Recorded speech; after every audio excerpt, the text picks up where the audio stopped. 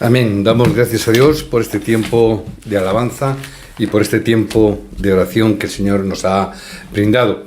Hay algo que el Señor Jesús enfatizó en su sermón del monte, en este sermón del tiempo, en los últimos versículos o capítulos de este sermón, y algo de lo que el Señor Jesús enfatizó mucho, y es algo que yo creo que en esta época y en este tiempo tenemos que estar enfocados más si cabe por el tiempo y el momento en el cual nos toca vivir en esta época, y porque evidentemente tampoco podemos estar moviéndonos mucho por cuanto las medidas de seguridad, pero es algo que tenemos que estar centrados en esta palabra. Es la oración. Y es algo que en el Sermón del Monte el Señor Jesús nos dejó muy remarcado. Pedid y se os dará. Buscad y hallaréis. Llamad y se os abrirá. El Señor Jesús concluyó hablando acerca de la oración, porque es algo que entendemos que debe de ser tremendamente importante. Pero la oración, según entendemos nosotros, no, sino la oración según el Evangelio que el Señor Jesucristo nos dejó establecido. Por eso el título de este mensaje es el Evangelio y la oración, porque la oración tiene que estar ligada al Evangelio, y no nosotros que queremos que la oración sea una parte tentacular de nuestra vida y utilizarla de alguna manera para, no voy a decir para nuestro propio interés, no, pero sí de alguna manera, de forma equivocada, queremos utilizar la palabra simplemente para recibir las bendiciones que nosotros creemos que necesitamos o las que nosotros creemos que son las verdaderas bendiciones, y no es así. Tiene que ser la oración y el Evangelio, o el Evangelio y la oración. El Señor Jesús concluyó con este tema porque entendemos y entendía que era muy importante. Por eso es que tenemos que ver en el día de hoy ese trasfondo de la enseñanza de este Sermón del Monte, que empieza en el capítulo 5 y termina en el 7, son los 3 capítulos. Y esto fue porque la persecución de los judíos iba a acontecer pronto. Por eso, si no conocemos la oración, y ellos no la conocían, iban a ser engañados muy fácilmente e iban a tener problemas. Hoy nosotros, si no estamos entendiendo bien la oración, nos vamos a dejar engañar o vamos a ser engañados por las circunstancias. Vamos a ser engañados por las cosas que están pasando en esta época. Vamos a ser engañados incluso por las personas que nos dicen cosas y le ponemos más credibilidad a lo que dicen otras personas que lo que nos dice la propia palabra. El Señor Jesús sabía que iban a venir acontecimientos difíciles, sabía que iba a estar ahí, sabía que Roma, que era lo peor que le podía ocurrir, iba a venir con una gran persecución, y era una persecución política, y sabía que iba a acontecer todo esto. Y esa no solamente la persecución de Roma, sino que la persecución de los judíos a la iglesia primitiva era porque precisamente no habían entendido y no habían descubierto el Evangelio. Por eso es que estos judíos trataban de perseguir a la iglesia. Al no haber descubierto el Evangelio, las personas solamente pueden tener una cosa, y es solamente religión. Y fue con eso, precisamente, como perseguían el Evangelio. Siempre ocurre así a lo largo de toda la historia. Y los judíos enfatizaban una serie de cosas que hoy las vemos y no tienen mucho sentido, pero que de alguna manera siguen vigentes. Si eres un hijo de Dios, lo que decían era que tienes que vivir correctamente. Está bien, pero ¿cómo van a recibir la salvación a través de Cristo? Ellos se preguntaban. No podían comprender esto, que podían recibir la salvación solamente a través de Jesucristo. Y esto es lo que decían, que era imposible. Y esto es uno de los puntos principales que tenían los judíos. Y por eso, como no comprendían que la salvación solamente viene a través de Jesucristo, es que ellos tenían que enfatizar en que tienen que guardar toda la ley, tenéis que respetar el día de reposo, tenéis que respetar el sábado. Incluso si dejas de ofrendar, morirás. Así dicen. ¿Te imaginas un pastor que dijera eso en el día de hoy? Bueno, algunos puede que lo digan o cosas parecidas, pero esta era la enseñanza de los judíos. Esta era la enseñanza de lo que era el prototipo de religión en aquel entonces. Pero el Señor enseñó justamente lo opuesto. ¿Qué es lo que enseñó el Maestro? Que todos los que estáis trabajados, todos los que estáis cargados, venid a mí y yo os haré descansar. ¿Amén? ¿Cuál es la diferencia? Vemos que el problema del pecado y de la muerte No se puede solucionar con nuestras obras. Por eso es que Dios nos permitió, por eso nos prometió enviar a Cristo. Génesis 3:15, Gálatas 3:16. Los problemas en vuestras familias no los podéis solucionar solamente con vuestras propias fuerzas o con vuestra propia voluntad, por muy buena que sea. Si no entendemos esto, estos problemas seguirán transmitiéndose a las siguientes generaciones. Por esto tenemos que poseer la respuesta, para cortar el problema generacional, que no pase el problema de la idolatría y la falta de evangelio, que pase de generación a generación. Los judíos en apariencia eran correctos en lo que decían. Por eso se juntaron y tacharon a la iglesia primitiva como herejía. Como los creyentes de la iglesia primitiva eran ignorantes, es decir, los judíos, que eran los doctos de la ley, los tacharon a la iglesia, los tacharon de ignorantes y los tacharon como herejía. Pero ¿qué es lo que vemos? Que los judíos fracasaron. Y después de esto vemos cómo la iglesia primitiva se levantó. Pero siguieron diciendo lo mismo. Se mantenían incluso hasta el día diciendo lo mismo. Hay que traer ofrendas especiales, hay que hacer buenas obras para obtener la salvación. Y hasta el día de hoy siguen haciendo lo mismo. Pero no solamente los judíos. La iglesia primitiva, pasado el tiempo, cambió el evangelio y se convirtió en la iglesia católica. Y los papas se ponen ropas especiales diciendo que son las ropas que se ponía Pedro. Y llevan un bastón y un sombrero especial pensando que era la apariencia que Pedro tenía. Nada más lejos de la realidad. ¿Y qué es lo que enseñaban? Si entregas todas tus posesiones, podrás recibir salvación. Si tú entregas un dinero, aunque hayas pecado, te vamos a dar una bula para que con el dinero que nos das podremos hacer misas y podrás salir y podrás tener la salvación. Hasta ese punto llegaron. Por eso la Iglesia Católica tiene tanto dinero a día de hoy. Pero los que tienen mucho dinero, ¿qué ocurre? Que seguían muriendo con ansiedad, y con angustia, con miedo y con temor, y por eso entregaban todo lo que tenían. No era por la gracia, era por el miedo y por el temor. Enfatizaban diciendo que si entregaban todas sus posesiones, entonces irían al cielo. Ponían ese parámetro, ese requisito, como que había que entregarlo todo para ir al cielo. No tiene ninguna lógica. Como no tiene ninguna lógica que tengas que arrepentirte de todos tus pecados a una persona, por muy curas que sean, y por esa confesión que quieren hacer. No tiene ninguna lógica. Pero a través de eso se les ha entregado mucha economía. Pensaban que si no se confesaban los pecados, no podían recibir la salvación. Esa es la ideología católica. De verdad que no tiene ninguna lógica. Mediante la cruz es como el Señor Jesucristo nos ha perdonado. Primera de Pedro 2:24. Es solamente a través del sacrificio de Cristo en la cruz. No es por mucho que se quiera pagar. Martín Lutero se levantó ante este caos, ante esta gran confusión, ante esta realidad de esta verdadera herejía de cambiar la salvación por dinero, y volvió nuevamente a proclamar el origen del Evangelio, y volvió nuevamente al origen de la palabra. ¿Y qué es lo que dijo? Por gracia sois salvos. No hay otra cosa. Pero diciendo esas palabras que son bíblicas del apóstol Pablo al libro de los Romanos, lo tacharon como hereje.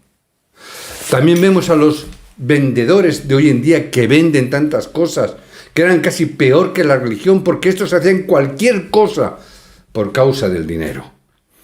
La iglesia primitiva, como les quitaba el trabajo, les quita los beneficios, eran capaces de entregar sus vidas para parar a la iglesia primitiva, para parar al verdadero evangelio.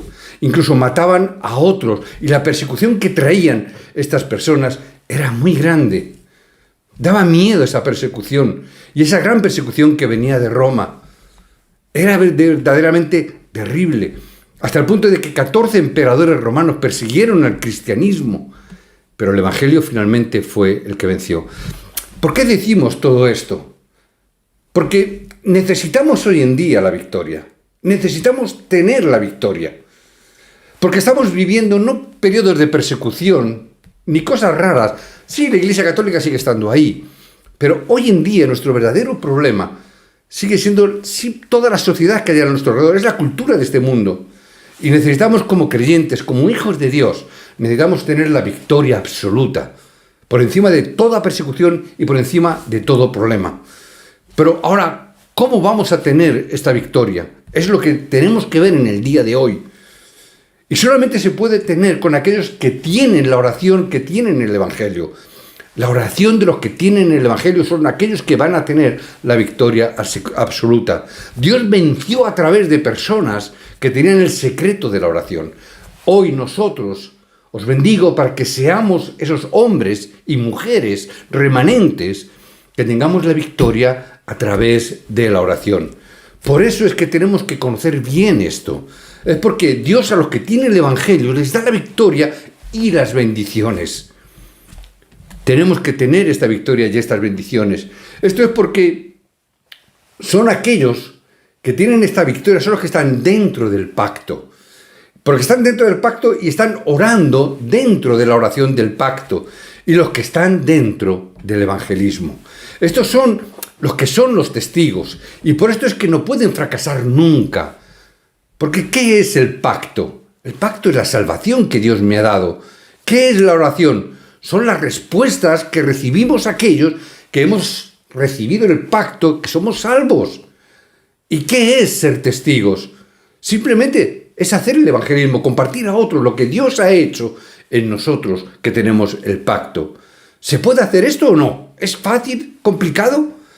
Vemos que Dios eternamente sigue cumpliendo estas tres cosas: la salvación, las respuestas y el evangelismo. Hasta el día de hoy, Dios lo está haciendo. Hebreos 13:8, Dios lo está haciendo. Dios aún sigue hoy enviando estas palabras para seguir cumpliendo con el movimiento de la salvación. Porque ¿cuál es el deseo de Dios? El deseo de Dios es la salvación de las personas. No es tanto la salud física, no es tanto la economía, es la salvación de las personas. Y es donde tenemos que poner nuestro énfasis, porque Dios sigue cumpliendo su palabra a día de hoy. Y la palabra que nos dio en el pasado, Dios la sigue cumpliendo hoy. Y sigue cumpliendo la salvación también a día de hoy. Y esto es algo que no se puede parar nunca. Por eso es que tenemos que tomar este pacto. Es por eso que tenemos que convertirnos en esos hombres y mujeres del aposento alto de la casa de Marcos, de Hechos 1, del 1 al 8. Y ver que hay tres caminos para poder recibir estas respuestas. Y vamos a entrar en Mateo y vamos a ver lo que nos dice la palabra. Y os bendigo en el nombre de Jesucristo para que desafiéis y podáis recibir respuestas a la oración verdadera. Pero recibir respuestas de verdad, de las verdaderas respuestas de la oración que Dios tiene para nosotros. Y lo primero que vemos en Mateo 7, del 7 al 12, y aparece esta palabra, que nos dice: pedid y se os dará, buscad y hallaréis, llamad y se os abrirá, porque todo aquel que pide, recibe, al que busca, halla, y al que llama, se le abrirá. Ahora, luego en el versículo 11, ¿qué dice? Pues si vosotros siendo malos sabéis dar buenas dádivas a vuestros hijos, ¿cuánto más vuestro Padre que está en los cielos dará buenas cosas a los que se la pidan? Está diciendo que si nosotros siendo malos sabemos dar cosas buenas, entonces Dios no nos dará el Espíritu Santo al que se lo pida. Dios no nos va a bendecir. No vamos a poder orar entonces, como dice que a los que reciban el Espíritu Santo recibirán poder. ¿No podremos pedir esto? ¿Quién es el que responde entonces? Hay un camino para recibir las respuestas aquí. Quiere decir que Dios nos da los requisitos necesarios para que podamos orar. Y esto es algo por lo que tenemos que tomar el pacto. En el versículo 8 dice: porque todo aquel que pide, recibe, y el que busca halla, y el que llama, se le abrirá. Hay muchas personas que dicen que somos nosotros los que tenemos que buscar, y somos nosotros los que tenemos que abrir las puertas. Es como decir: venga, vosotros lo podéis hacer, hacedlo. Continuamente han estado repitiendo esto en sus enseñanzas. Lo cambian para que todo el poder, para que todas las posibilidades caigan o recaigan sobre nosotros. Somos nosotros los que tenemos que pedir, somos nosotros los que tenemos que buscar, somos nosotros los que tenemos que llamar. Pero el énfasis no está ahí. Lo que vemos es que lo que Dios ha preparado es buscar esto sin temor. Es buscar porque si pides, lo vas a encontrar. Significa que ya está preparado. Que si buscas, lo hallas. ¿Por qué? Porque ya está preparado. Si llamas, se te abrirá, porque ya está preparado todo para nosotros. No tenemos que hacer nosotros el esfuerzo, sino que ya está hecho de parte de Dios. No es que nosotros busquemos sin temor, es porque Dios nos dice que llamemos. No es seguridad tampoco en mí mismo, es seguridad en Dios. Es seguridad de que si yo llamo, Él me va a abrir. No está la seguridad en mí, porque somos nosotros los que fallamos. Que a veces buscamos, a veces llamamos, otras veces no llamamos, depende cómo yo me encuentre. Pero la seguridad está en que siempre que llamas, siempre se te va a abrir. Yo no tengo claro que seamos nosotros los que estemos llamando siempre. Pero lo que sí tengo claro es que siempre que llamamos, Dios nos abre. No es creer en mí mismo, no es confiar en mí mismo, es creer en Dios y confiar en Dios. Es algo que Dios hace nada más. Él es el que nos da la vida. Él es el que la quita. Esto solo puede hacerlo Dios. Nadie más puede hacer esto. Pero sin embargo, vemos que tengo que orar. ¿Qué tengo que orar entonces? Si la cuestión es que tengo que orar, vamos a ver entonces qué es lo que tengo que orar. Efesios 2:10 nos dice que tenemos que orar aquello que Dios ha preparado. Si vemos en Efesios 2:10, si queréis, lo podemos buscar o lo podemos leer. Lo tengo ahí escrito. Dice, creados en Cristo Jesús, ¿para qué? Para buenas obras. Esas buenas obras, dice que las cuales Dios preparó de antemano para que nosotros anduviésemos en ellas. Hermano, Dios lo tiene todo preparado. Dice de antemano. Antes de que lleguemos, ya está preparado. Antes de que llamemos, ya está preparado. Antes de que busquemos, ya está preparado. Antes de que pidamos, ya está preparado. Hermanos, veamos esta palabra, veamos este mensaje. Llevamos mucho tiempo escuchando el Evangelio y aún parece que tenemos que hacer algo esforzadamente para que funcione. Parece que aún todavía seguimos para que tengamos que estar esforzados, trabajados y cargados. Pero no es eso, llevamos mucho tiempo escuchando este mensaje y este Evangelio. ¿Qué vamos a hacer si no nos funciona? ¿Qué vamos a hacer? Si aún como los no creyentes tenemos que esforzarnos, tenemos que satisfacernos a nosotros mismos, tenemos que llenarnos nosotros de algo, ¿de verdad eso significa que hemos descubierto el Evangelio y que estamos disfrutando del Evangelio y que estamos gozando del Evangelio? Hermano, ¿por qué entonces es así que podemos entender que no tengamos esa acción de gracias? Podamos entender que haya creyentes que no gocen, que no se regocijen, como dice el apóstol Pablo en Filipenses. Regocijaos, dice la palabra, pero nos cuesta trabajo. Tener todas las cosas en oración de acción de gracias, pero nos falta la acción de gracias. ¿Por qué? Porque estamos cargados y trabajados, fatigados y angustiados. Y en ese momento y en ese lugar, cuando no estamos entendiendo esto, precisamente en ese esfuerzo, en esa tensión que nosotros tenemos, es donde el diablo nos ataca, en tu esfuerzo, en esa carga que llevamos, en ese trabajados y esforzados, es donde el diablo más nos ataca. Es verdad que temporalmente se puede tener éxito, y hay muchas iglesias que trabajan de esta manera y trabajan con estos énfasis, pero con el tiempo fracasarán. Solo espera, lo verás. Espera y toma el pacto de Jesucristo únicamente.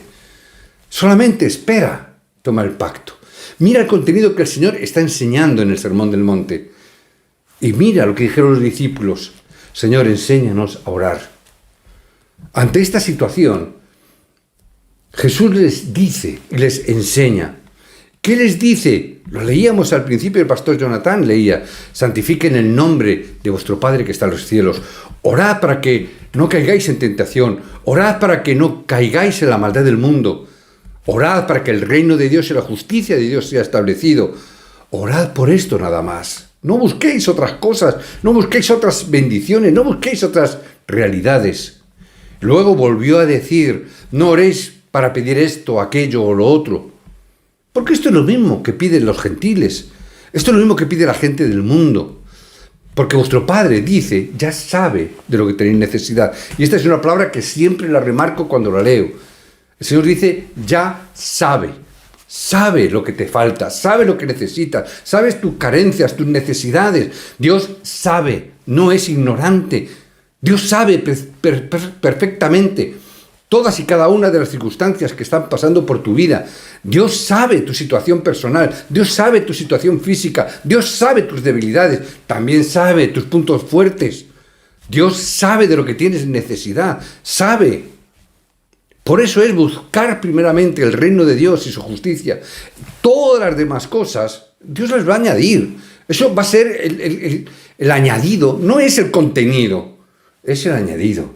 Es lo que viene después, es la propina, la guinda sobre la tarta. Lo importante es que tenemos que estar ahí, entender la palabra. Todo esto aparece dentro de ese versículo, por lo cual no tengamos que temer y tener miedo por nada absolutamente. Por nada absolutamente. No nos preocupemos, buscad y lo hallaréis, llamad y se os abrirá. Esto es lo que el Señor dijo, ¿es así o no?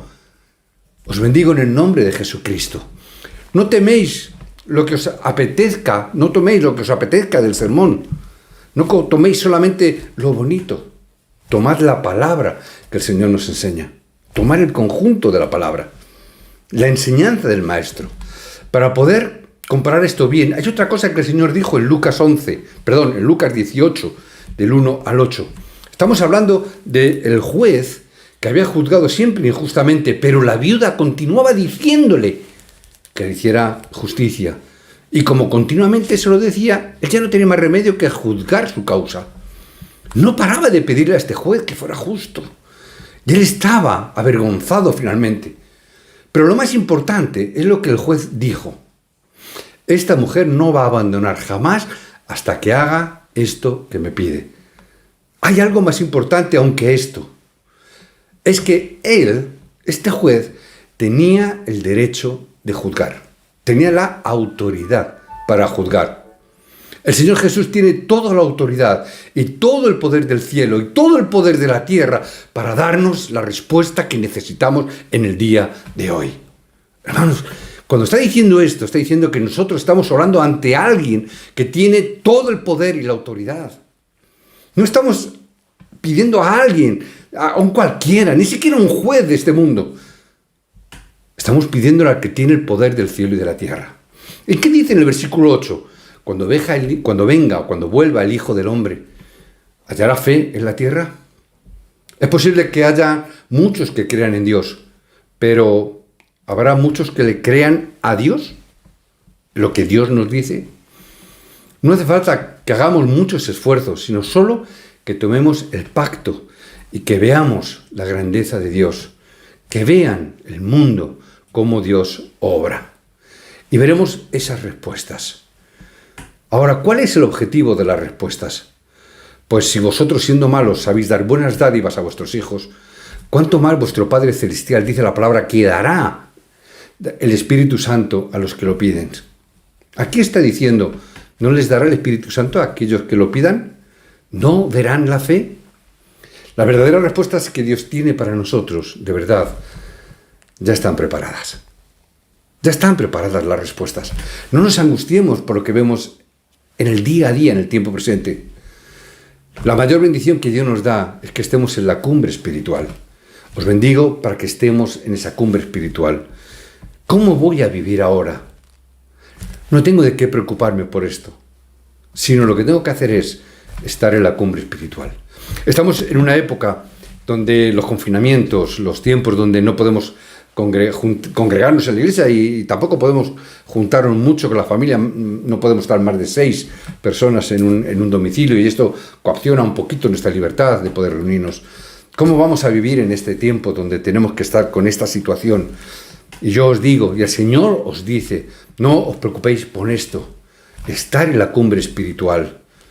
¿Quién va a pelear y cómo vamos a vencer? No se refiere a eso, sino que es estar en la cumbre espiritual. No es cuestión ahora de pelear.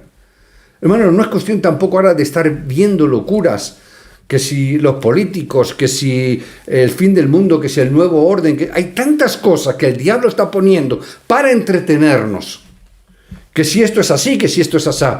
Hermanos, olvidar todo eso, estar centrados en la cumbre espiritual, estar centrados de verdad en ese tiempo, que podáis tener un tiempo donde podáis escuchar el mensaje, donde podáis retomar o reescuchar el mensaje, meditar con la palabra, orar con la palabra y estar centrados en esa cumbre espiritual.